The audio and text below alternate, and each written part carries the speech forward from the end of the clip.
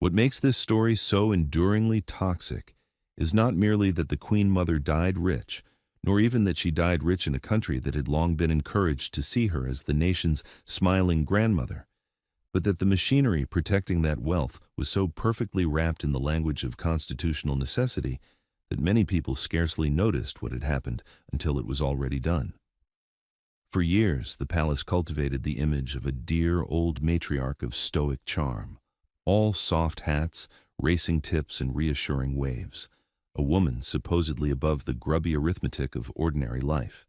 Yet when one begins to follow the money rather than the mythology, another picture emerges entirely.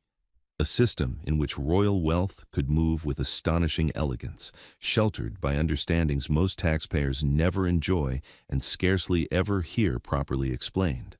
The key turning point came in 1993, when John Major announced new tax arrangements for the monarchy, presenting them as modernization because the Queen would voluntarily begin paying income tax and capital gains tax on private income in certain circumstances. But within that same arrangement sat the crucial protection. Inheritance tax would apply generally, yes, except for transfers from one sovereign to the next, because in the unique circumstances of an hereditary monarchy, as the Commons was told, special treatment was needed. That was the velvet glove over the iron privilege the moment the public heard the word tax and assumed equality was arriving, while the palace heard the word special and knew the family silver, the landed assets, and the dynastic core would remain guarded behind a constitutional screen. One can almost picture the mood in those private rooms, a cool collective exhale, the sort of institutional relief that does not show itself in smiles but in silence, in the confidence that the dangerous part of the story had already been buried beneath proper phrasing and parliamentary decorum. Before we continue, take a second to subscribe. These videos don't always get recommended, and this way you won't miss the next one. By the time the Queen Mother died in March 2002, the sentimental public narrative was still intact, at least on the surface. But the financial reckoning that followed gave the game a rather unpleasant twist. Buckingham Palace later confirmed that she had bequeathed her entire estate to the Queen, while adding, with that familiar air of tidy understatement, that the estate mainly comprised the contents of her houses.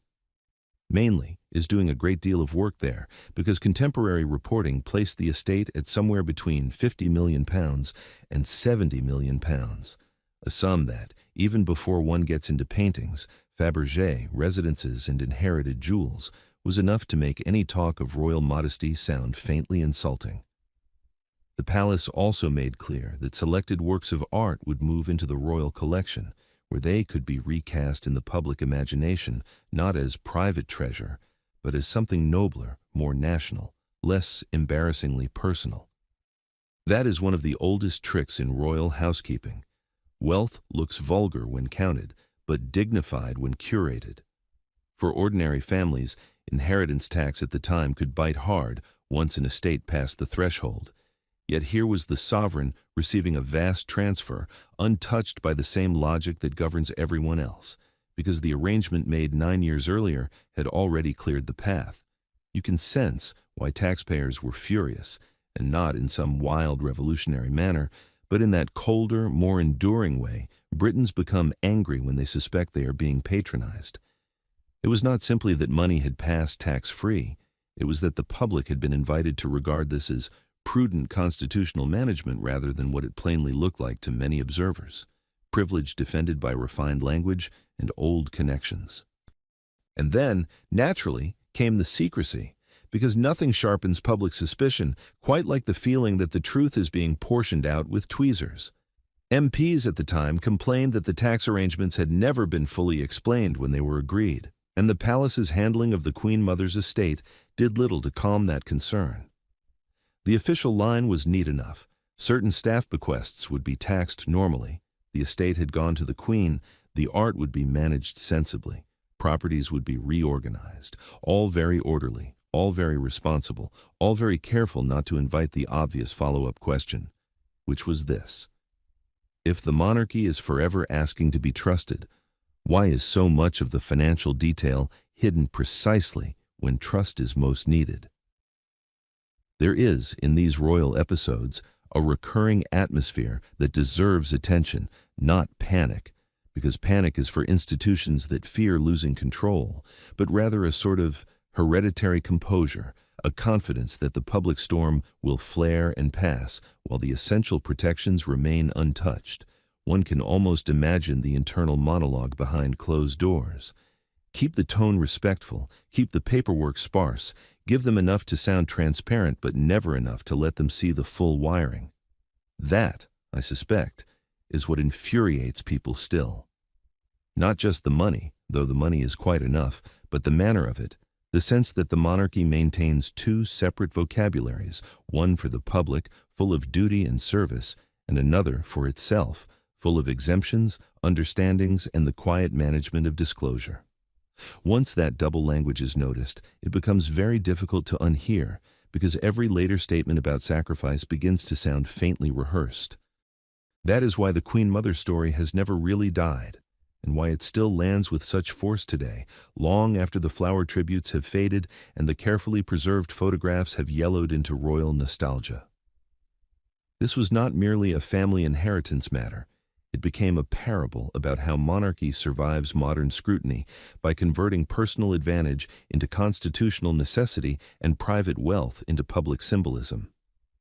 The Queen Mother, so often presented as the embodiment of continuity and cheerful fortitude, now sits uneasily inside a second interpretation, not as a pantomime villain, because that would be too crude and too easy, but as a deeply astute guardian of status who understood that image itself is a form of capital. A warm smile can disarm questions that a balance sheet cannot. A grandmotherly aura can make fortune look like tradition and inherited advantage feel like national reassurance. Yet the long-term consequence of that strategy is now impossible to miss. Every time royal finances come under renewed scrutiny, every time a modern briefing admits that private royal wealth is not fully disclosed, every time critics complain that the monarchy remains swaddled in fiscal fog, the Queen Mother's tax-free fortune returns as an emblem of the whole problem. It becomes the moment many viewers quietly decide that the issue is not one old will, but an entire system that preaches restraint while practicing insulation. And that, I think, is the real sting in this affair. The sweet old image survives in albums and commemorations, certainly, but beside it now stands another memory of millions moved with exquisite protection while the public was expected to nod along and call it constitutional common sense. Once people begin to feel they have been sold a fairy tale to disguise a ledger, they do not easily forgive it, and they certainly do not forget it. If Part 1 revealed the quiet legal architecture that allowed royal wealth to glide past the taxman, the deeper shock for many Britons came when the scale of the Queen Mother's private fortune slowly emerged from behind the carefully polished palace statements. For decades she had been portrayed as a figure of almost comforting modesty, a cheerful widow living a life of ceremonial duty, racing afternoons, and polite national affection. Yet when financial estimates began circulating after her death in 2002, the numbers told a very different story. Contemporary reports suggested that the estate she left behind was worth somewhere between 50 and 70 million pounds, a figure large enough to place her comfortably among Britain's wealthiest private individuals of the time. That sum alone was startling, but it became even more controversial when observers realized that the inheritance structure meant the transfer to Queen Elizabeth II would not be treated like an ordinary estate under British tax law. In other words, a fortune of staggering size could pass through the royal bloodline, untouched by the same inheritance rules that millions of ordinary families must navigate with painful precision. The contrast was almost theatrical. A nation that had been told to see the Queen Mother as the embodiment of frugal wartime resilience suddenly confronted the possibility that behind the lace curtains sat one of the most carefully protected fortunes in the country. Within palace circles, the reaction to the growing controversy was reportedly measured rather than alarmed. A well-placed source later described the internal mood as one of quiet confidence that the arrangement was both lawful and constitutionally justified, even if it appeared uncomfortable to the public. In the palace view, The inheritance exemption between sovereigns had been created precisely to avoid the fragmentation of royal assets over generations, ensuring that the monarchy could maintain continuity without selling off pieces of its heritage simply to satisfy tax demands. One can imagine the reasoning echoing through those private discussions. If the monarchy is expected to represent the state, then the stability of its resources must also be protected. But that reasoning, however elegant it sounded behind closed doors, collided rather brutally with the experience of ordinary taxpayers. For families struggling to preserve a modest home or a small inheritance from being eaten away by tax thresholds, the idea that tens of millions could be transferred seamlessly inside the royal family felt less like constitutional prudence and more like a gilded exception. That emotional disconnect, the palace speaking the language of institutional stability while the public heard the language of privilege, is precisely what allowed the controversy to gather such lasting bitterness. The Queen Mother herself had long been known to live generously, particularly in her later years, and reports suggested that she maintained a lifestyle that far exceeded what many imagined the kindly old matriarch to possess. Her residences, including Clarence House and the Castle of May in Scotland, contained valuable art collections, antique furniture, rare jewelry, and historical artifacts accumulated over decades of royal life. A longtime family acquaintance once remarked that she possessed an extraordinary instinct for collecting objects that carried both sentimental and financial value, pieces that were not merely decorative but deeply embedded in the story of the royal dynasty. In that sense, the fortune she left behind was not simply a pile of money, but a curated museum of dynastic wealth, assembled slowly and carefully across generations. Yet this only deepened the public unease, because it suggested that the palace narrative of modest royal living had always been something of a performance. The Queen Mother's charm, her famously warm smile and slightly mischievous wit, had allowed the public to see her as almost one of their own, when in reality she moved through a world of private wealth that few citizens could ever fully imagine. At the center of the anger was the peculiar way in which royal finances often exist in a kind of constitutional twilight. The monarchy is simultaneously presented as both public institution and private family, a dual identity that can be remarkably useful when financial questions arise.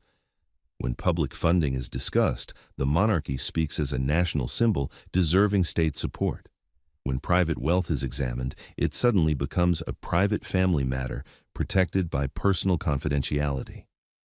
Critics argued that this dual status created a perfect shield around royal fortunes, allowing enormous sums to move quietly through the system while avoiding the scrutiny faced by ordinary wealth.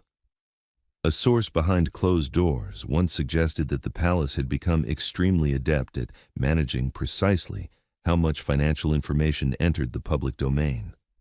Not through deception, necessarily, but through careful selection, offering just enough detail to appear transparent while ensuring the deeper mechanisms remained comfortably obscure. In that sense, the Queen Mother's estate became less a single controversy and more a symbol of the broader mystery surrounding royal wealth. What made the story particularly explosive was the timing.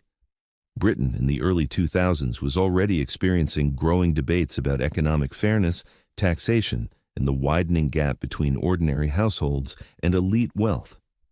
Against that backdrop, revelations about a tax-protected royal fortune felt almost like a cultural provocation. The monarchy had always relied heavily on public goodwill, on the idea that it existed not merely as a wealthy dynasty, but as a stabilizing symbol of national unity. Yet, goodwill, once strained, can turn remarkably quickly into skepticism. The Queen Mother had spent decades building a reputation as a beloved national grandmother, the cheerful survivor of wartime London who refused to leave the capital during the Blitz. That image was powerful, almost sacred to many older Britons, but the estate controversy introduced a troubling second narrative, that the grandmotherly figure celebrated in newspapers might also have been the custodian of a quietly expanding royal fortune shielded from the ordinary obligations of tax. In the years that followed, the debate never fully disappeared. Each new discussion about royal finances, each parliamentary question about transparency, seemed to resurrect the memory of that tax-free inheritance. The Queen Mother's fortune became a kind of reference point, a reminder that behind the ceremonial pageantry lies an intricate financial structure designed to preserve dynastic wealth across generations. And perhaps that is the real reason the story continues to resonate today. It is not simply about one woman or one estate, but about the uneasy relationship between monarchy and modern democracy. The British public may admire tradition, even cherish it, but admiration becomes far more complicated when tradition appears to operate under rules that ordinary citizens are never allowed to share. What truly transformed the Queen Mother's fortune from an uncomfortable curiosity into a lasting national controversy, however, was not simply the size of the estate, but the remarkable secrecy that surrounded it. Royal wills in Britain have long been sealed by court order, a practice justified on the grounds of protecting the dignity and privacy of the monarchy. In practical terms, this meant that the exact contents of the Queen Mother's will were locked away from public scrutiny, reportedly, for decades. To many observers, this felt like a peculiar contradiction. The royal family occupies a central public role, funded in part by taxpayers and sustained by national loyalty. Yet the details of its wealth could remain hidden behind legal curtains that no ordinary citizen would ever be allowed to draw. The official explanation was simple enough. Transparency must be balanced with respect for the crown. But critics quickly pointed out that secrecy has a curious way of protecting privilege. When people cannot see how wealth moves, they naturally begin to imagine that something rather uncomfortable may be happening in the shadows. Within Westminster, that unease did not go unnoticed. Several MPs at the time raised pointed questions about whether the public had ever been properly informed about the inheritance tax arrangement agreed in the early 1990s. A well-placed source within parliamentary circles recalled that some legislators felt the policy had been presented as a minor constitutional adjustment, when in fact it created one of the most extraordinary tax advantages in the entire British financial system. Imagine, after all, the scale of the difference. An ordinary estate valued at tens of millions could face an inheritance tax bill running into many millions of pounds. Yet when that same fortune passed between monarchs, the tax obligation simply evaporated. To defenders of the system, this was not a loophole, but a constitutional necessity designed to prevent the monarchy's assets from being gradually eroded over time. But to critics, it looked suspiciously like a rule written precisely to protect dynastic wealth while allowing the palace to maintain the polite fiction that the monarchy lived under the same legal framework as everyone else. Behind closed doors, palace advisors reportedly viewed the controversy with a mixture of irritation and quiet calculation. A source within the inner circle later suggested that the royal household believed the public simply misunderstood the structure of royal finances, confusing private property with institutional heritage. In that internal narrative, the Queen Mother's fortune was not merely personal wealth, but part of a broader network of assets tied to the historical continuity of the monarchy. Yet this explanation struggled to resonate outside those rarefied corridors of power. For ordinary citizens trying to decipher the story from newspaper headlines, the distinction between personal fortune and dynastic property sounded like little more than an elegant legal trick. After all, the money still ended up within the same family, the same bloodline, the same palace walls. The language of constitutional necessity might satisfy lawyers and courtiers, but to the average taxpayer it simply reinforced the impression that one set of financial rules existed for the royal household and quite another for everyone else. What further deepened the mystery was the broader pattern of royal financial opacity that seemed to surround the entire affair. The monarchy's wealth has always existed in a peculiar mixture of public and private elements.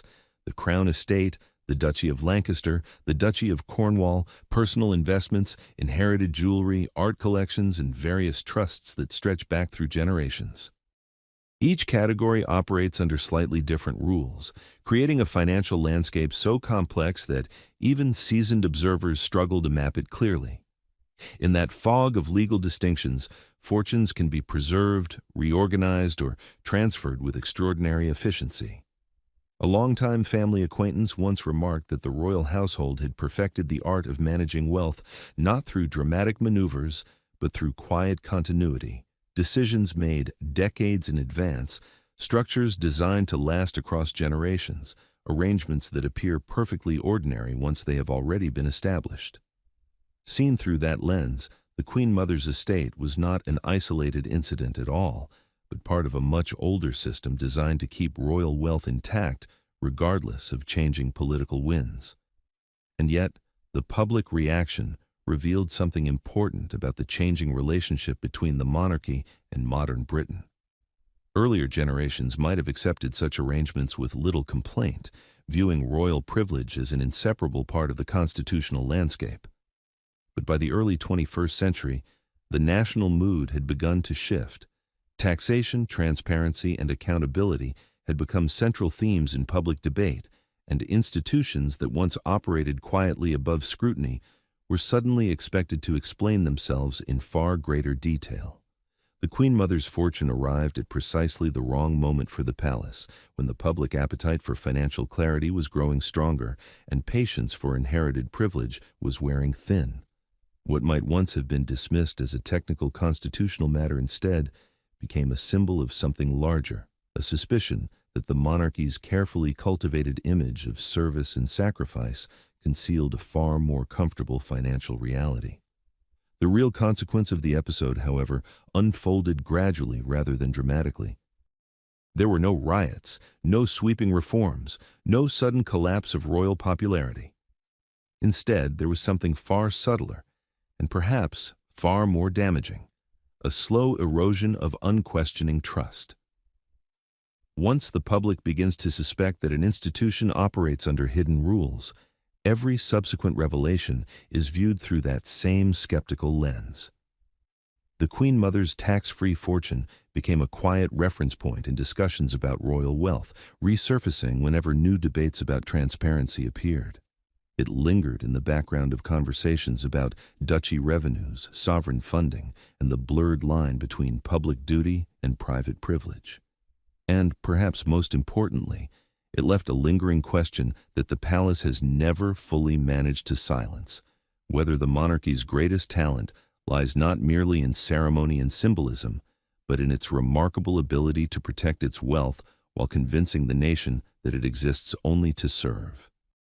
If the first wave of outrage concerned the sheer size of the Queen Mother's fortune, and the second wave revolved around the secrecy surrounding her will, the third and perhaps most intriguing chapter of the story lies in what happened to that wealth after her death. Because fortunes of that scale rarely move in a straight line. They flow through carefully designed channels: trusts, inheritances, private arrangements quietly established years before anyone outside the family even suspects they exist. In the case of the Queen Mother, several long-circulating reports suggested that significant portions of her wealth had been quietly arranged in trust funds intended for her great-grandchildren. The logic behind such arrangements was perfectly rational from a financial perspective.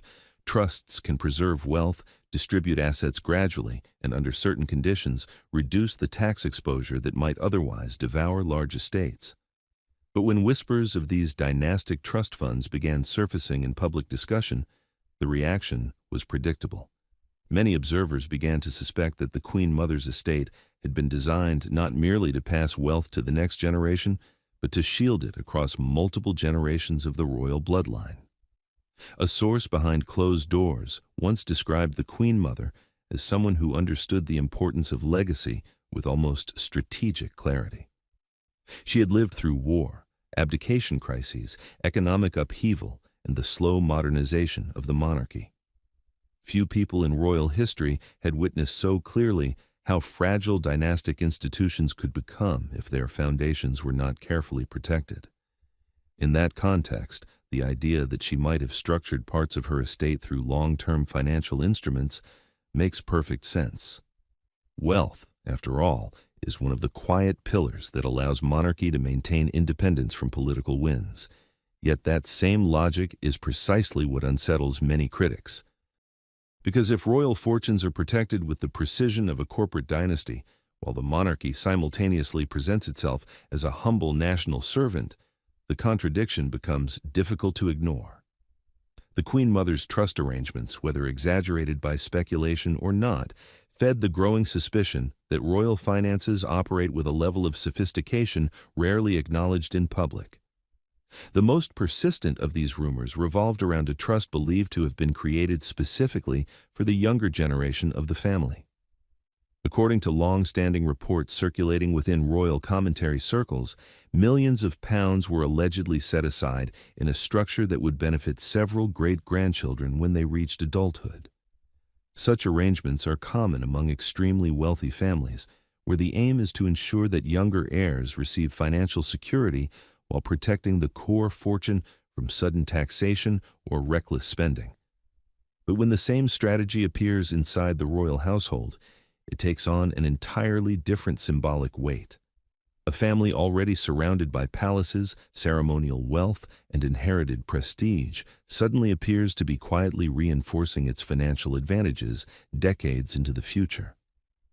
The public reaction to such reports has always been complicated, not quite outrage, but certainly not admiration either. It is more a kind of uneasy recognition that the monarchy operates on a financial timescale very different from that of ordinary citizens.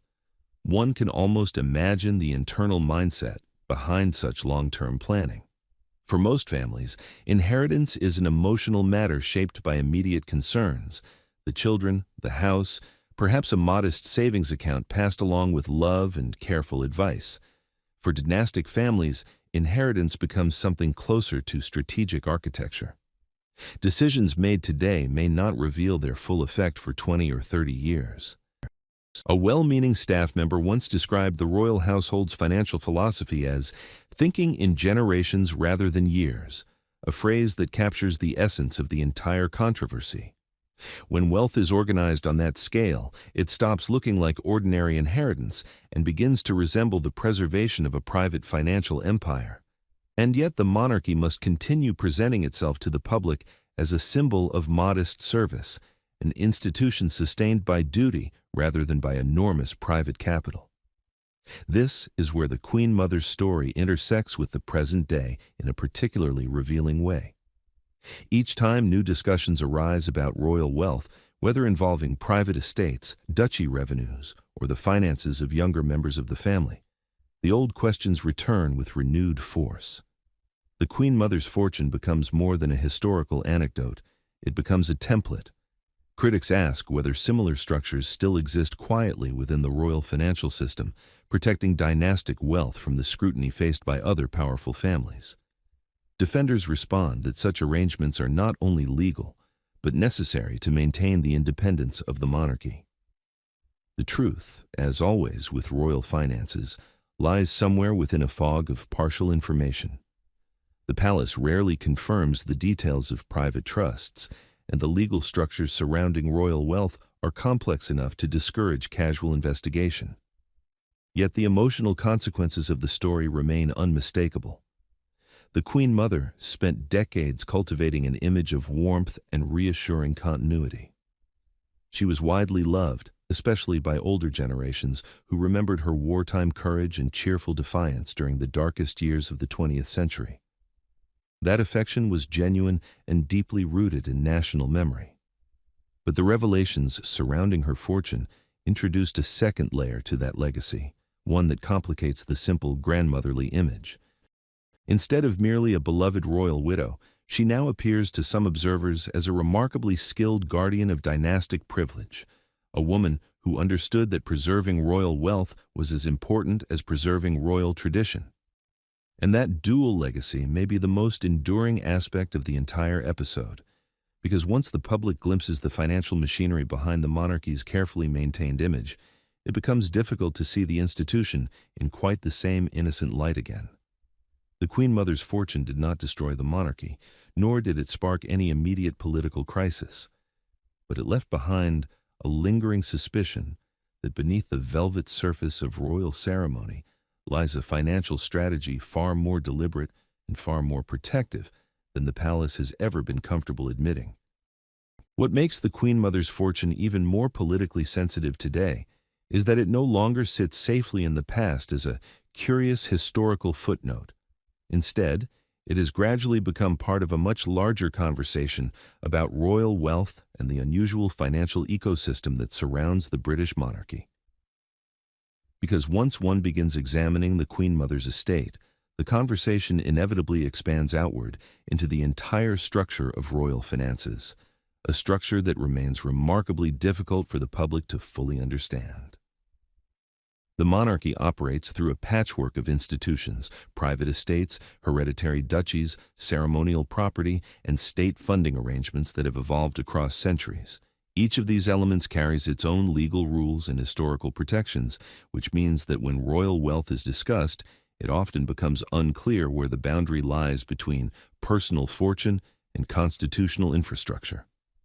Critics argue that this blurred line allows the royal family to maintain enormous resources while avoiding the level of transparency that would normally accompany such wealth in a democratic society. In recent years, that ambiguity has begun attracting renewed scrutiny from journalists, politicians, and financial observers who have started asking uncomfortable questions about how much private wealth the royal family actually controls. The Duchy of Lancaster, for example, generates tens of millions of pounds annually for the reigning monarch, while the Duchy of Cornwall provides a similarly substantial income for the Prince of Wales. These estates are not technically private businesses, yet they operate with a level of financial independence that would be extraordinary for any other public institution.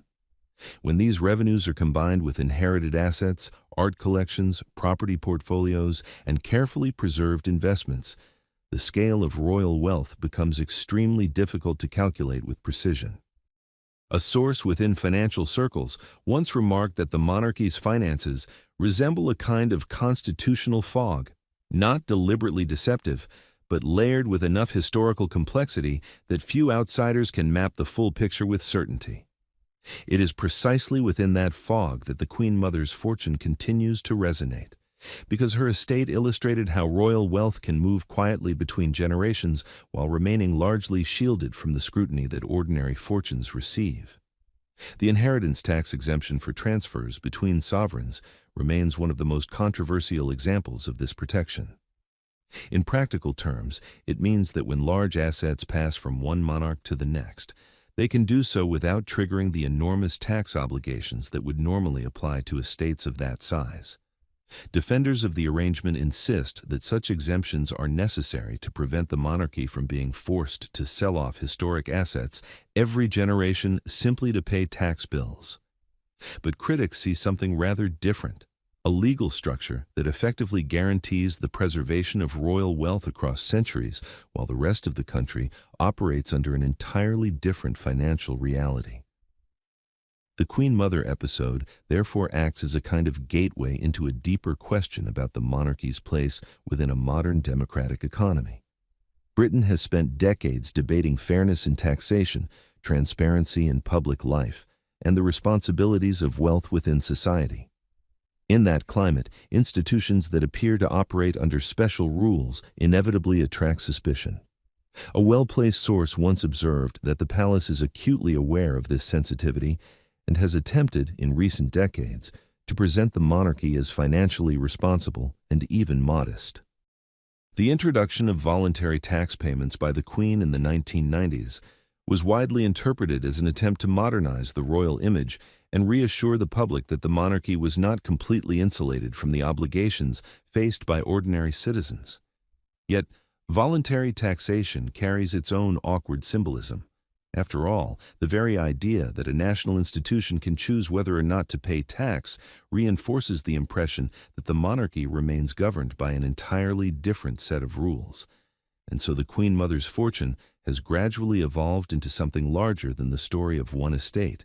It has become a symbol, a moment when the public glimpsed the financial resilience of the royal system and began to question how that resilience is maintained. The monarchy has survived for centuries precisely because it adapts to political change while protecting its core privileges. That balancing act requires extraordinary skill, reveal enough modernization to maintain public support while ensuring that the deeper structures of royal wealth remain intact.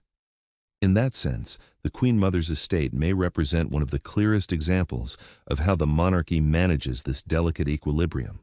The public was given a reassuring narrative of continuity and dignity, while the underlying financial architecture quietly performed its work behind the scenes. Yet the long-term consequence of such episodes is rarely immediate scandal. Instead, they produce something slower and more subtle, a gradual shift in public perception. Trust, once questioned, rarely returns to its original innocence. Each new financial revelation about the monarchy now tends to be viewed through the lens of past controversies, and the Queen Mother's fortune sits firmly within that collective memory. When debates arise about royal transparency or tax arrangements, commentators inevitably return to the same question. If such enormous wealth could pass quietly through the royal family once, how many other arrangements remain invisible to public scrutiny?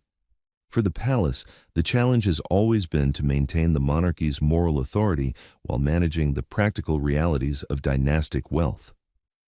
Ceremony, tradition, and national symbolism are powerful tools, but they do not erase the underlying financial questions that occasionally surface. The Queen Mother's fortune demonstrated that the monarchy's survival strategy has never relied solely on pageantry. It has also depended on an intricate system of legal protections, inherited privileges, and financial planning designed to ensure that royal wealth remains firmly within the family. Whether one interprets that system as prudent constitutional management or as an extraordinary example of hereditary privilege largely depends on one's view of the monarchy itself. But either way, the episode ensured that the debate about royal finances would never again be quite as simple as the palace might prefer. By the time the debate around the Queen Mother's fortune began to settle into the background of British public life, another, more subtle shift had already begun inside the political and constitutional conversation surrounding the monarchy.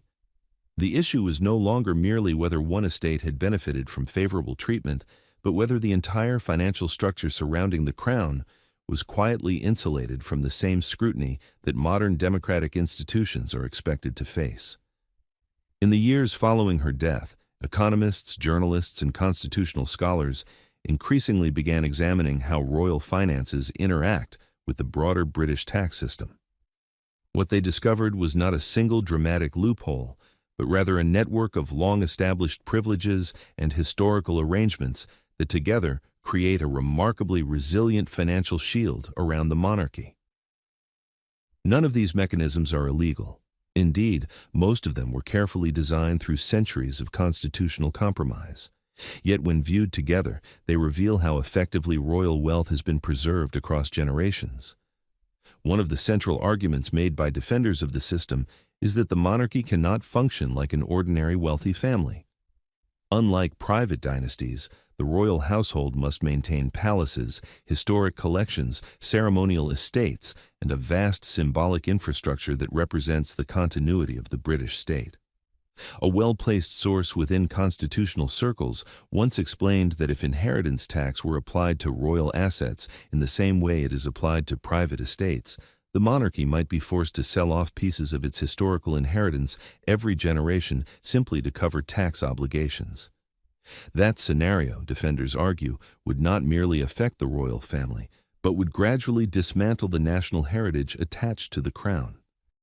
In that interpretation, the exemption that protected the Queen Mother's estate was not a loophole, but a safeguard, a way of ensuring that the monarchy's financial base remained stable enough to support its constitutional role.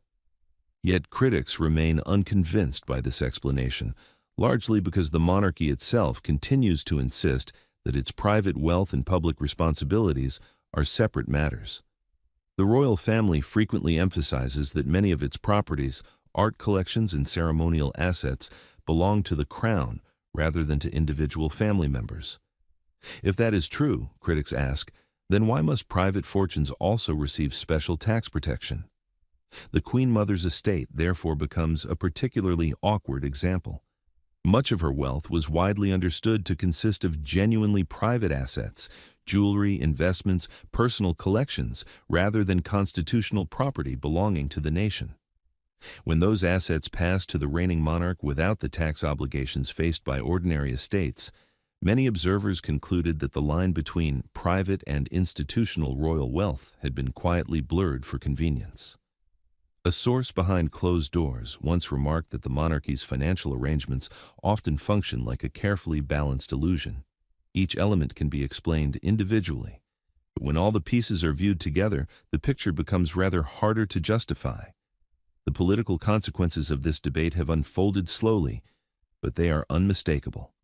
Over the past 2 decades, calls for greater transparency in royal finances have appeared periodically in parliamentary discussions and media investigations. Campaign groups and constitutional reformers have argued that if the monarchy wishes to retain public support in the 21st century, it must be prepared to explain its wealth with the same openness expected of other public institutions. The palace, for its part, has responded with cautious steps toward limited transparency, publishing annual reports on the sovereign grant, releasing partial financial summaries, and occasionally clarifying the legal status of certain royal estates. These efforts are clearly designed to reassure the public that the monarchy is not operating in complete secrecy.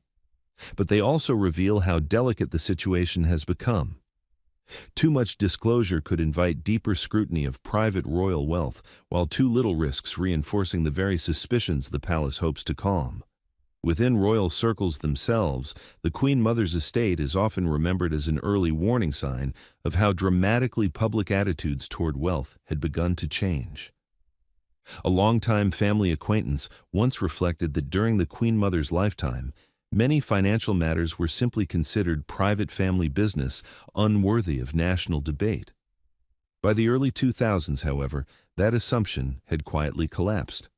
The modern media environment, combined with growing public interest in financial accountability, meant that royal fortunes could no longer remain entirely beyond scrutiny.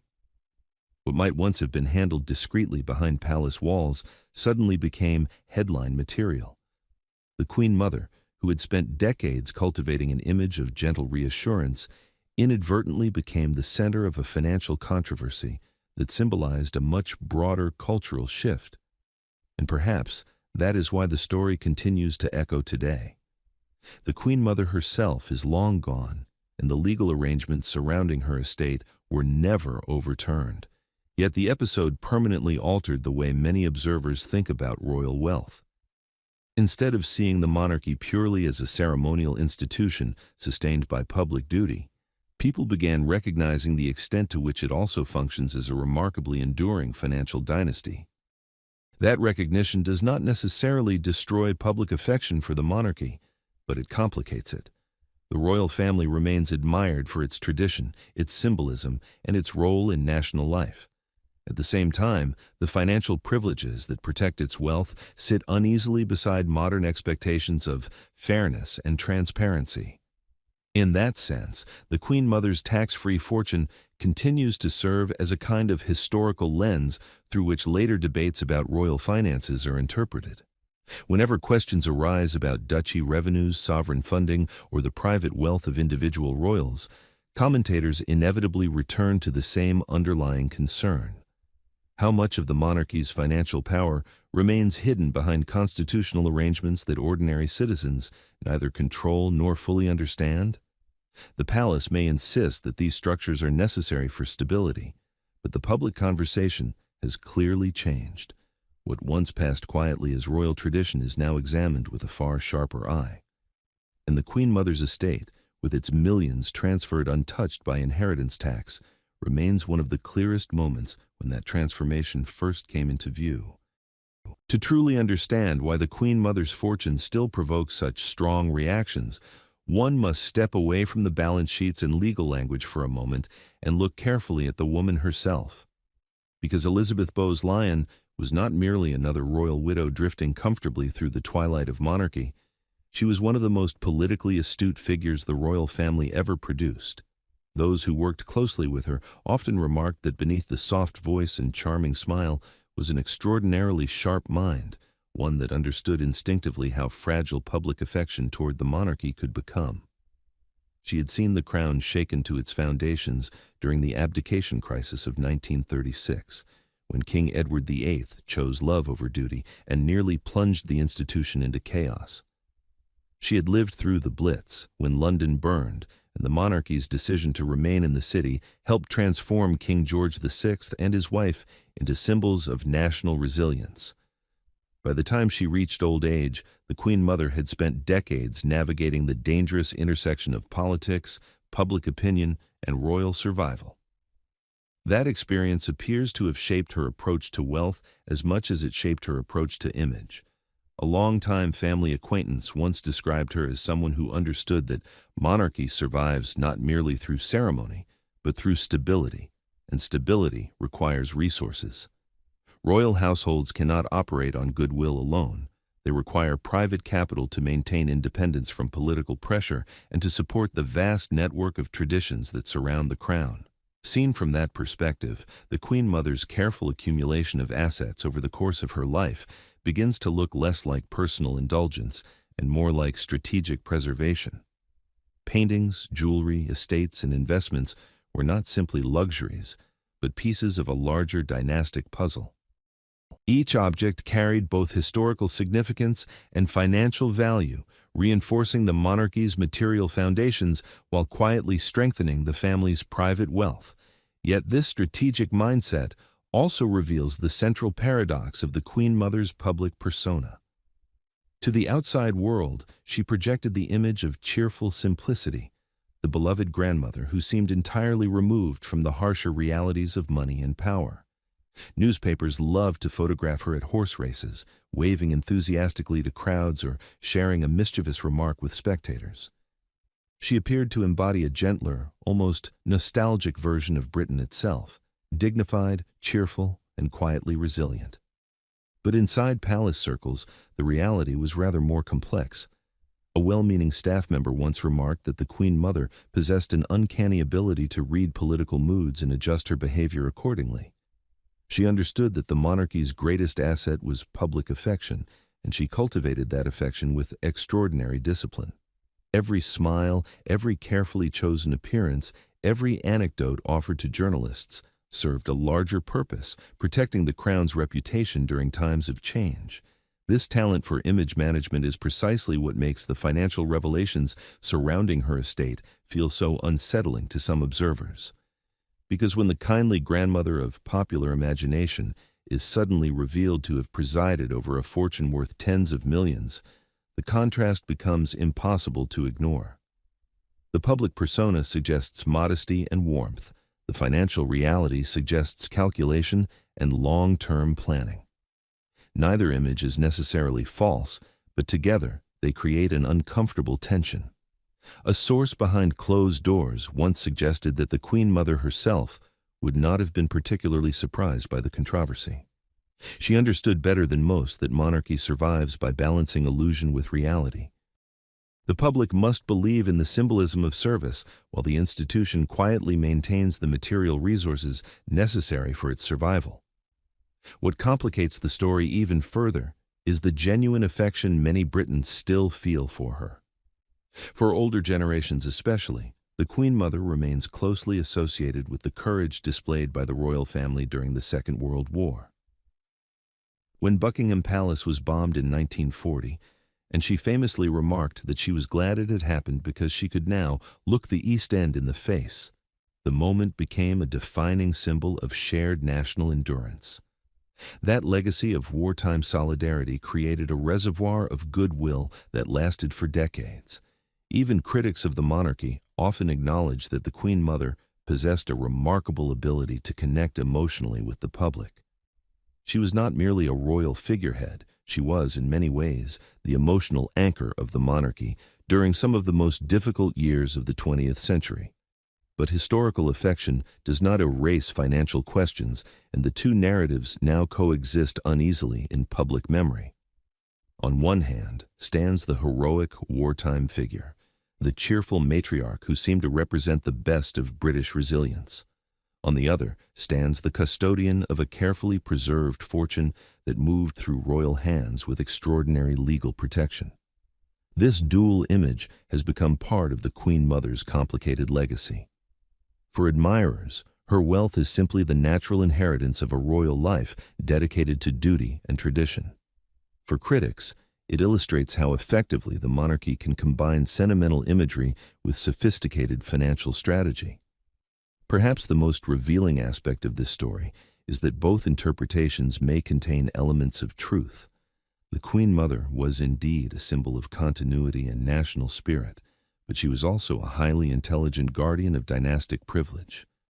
She understood that monarchy is not sustained by symbolism alone. It requires the quiet reinforcement of material power across generations. Her fortune, therefore, was never just about money.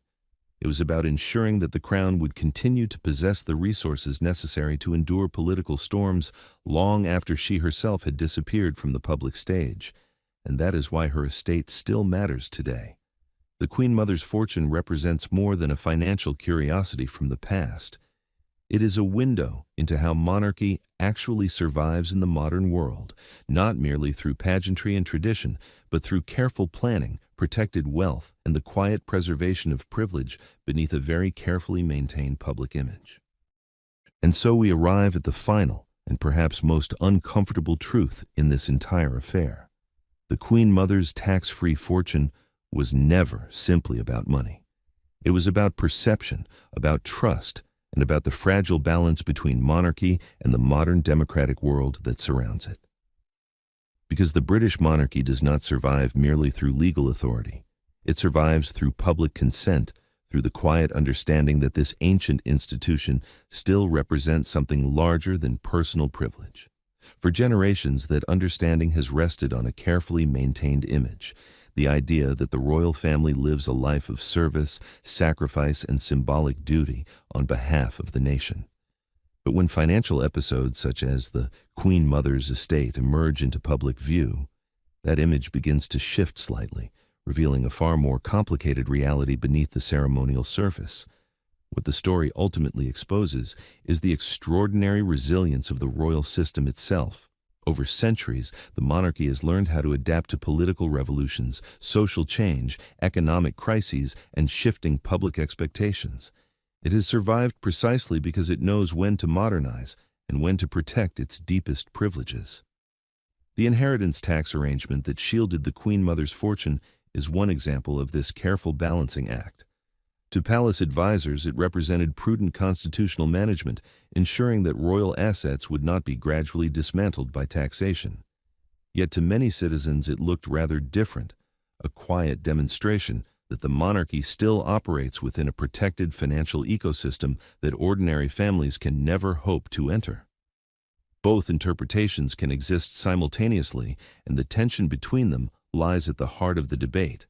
A source within royal circles once remarked that the monarchy's greatest skill is not ceremony, but endurance. Pageantry may capture the imagination of the public, but endurance requires something more subtle, the ability to maintain legitimacy while quietly defending the institution's long-term interests. When the Queen Mother's estate passed through the royal family without the tax obligations that most British families would face, it revealed just how effectively that system works. The transfer of wealth was legal, carefully structured, and protected by arrangements negotiated years earlier. In purely technical terms, nothing improper occurred. Yet the emotional reaction of the public demonstrated that legality and legitimacy are not always the same thing. The public may accept royal privilege when it appears tied to national tradition, but it becomes far less comfortable when that privilege begins to resemble dynastic financial power. This tension has only grown stronger in the years since the Queen Mother's death. Modern Britain is a society increasingly concerned with transparency, fairness, and accountability in public life. Wealth itself is no longer viewed as inherently suspicious, but the systems that protect wealth are examined with far greater intensity than they once were. In that climate, the monarchy faces a delicate challenge. It must preserve the financial structures that sustain its independence while also convincing the public that those structures are compatible with modern democratic values. The Queen Mother's fortune became one of the earliest moments when this balancing act was exposed to widespread scrutiny. What might once have passed quietly as an internal family matter instead became a national conversation about privilege, taxation, and transparency. Yet the monarchy remains, remarkably, one of the most durable institutions in British life. Despite controversies, criticisms, and periodic financial debates, public support for the crown continues to endure. That resilience reveals something important about the relationship between the monarchy and the nation it represents. For many people, the institution embodies continuity and stability in a world that often feels unpredictable. Royal ceremonies, traditions, and symbols provide a sense of historical connection that transcends the ordinary political cycle.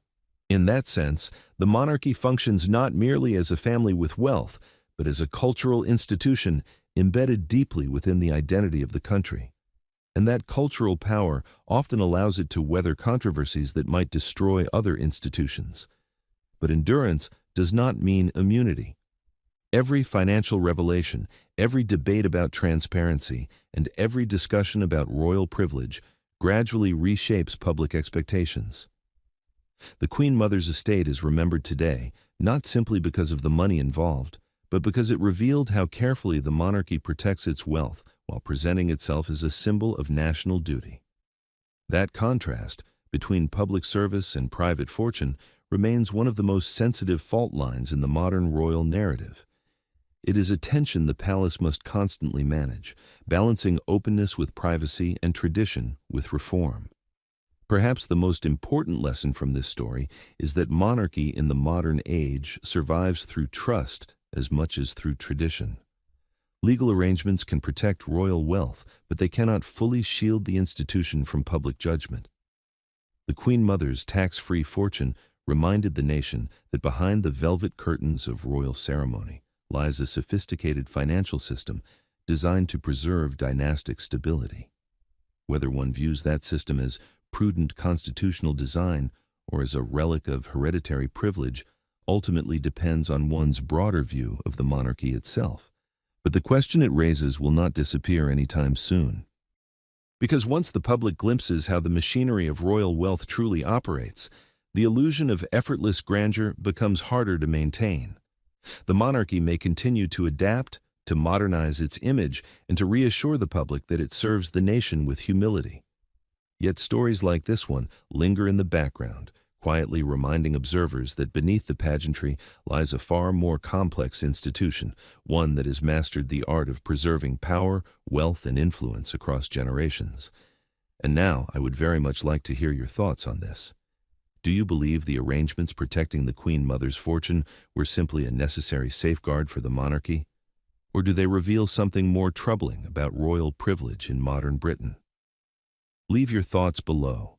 I read every word you write, and if you value this kind of calm, unvarnished look at the realities behind royal history, do ensure you are subscribed, give the video a like, and share it with those who appreciate thoughtful discussion about the monarchy.